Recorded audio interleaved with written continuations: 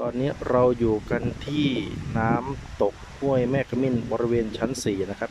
จุดนี้คือจุดชมวิวนะครับจุดชมวิวดูเขื่อนศรีนครินทร์นะครับ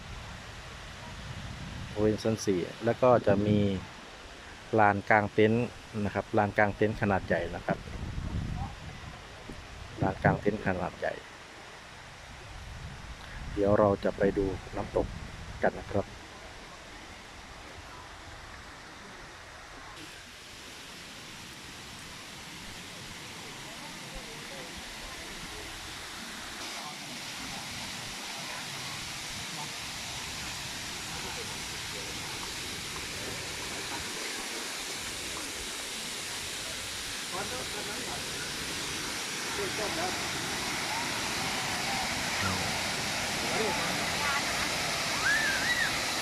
เราอยู่นั่นแหละ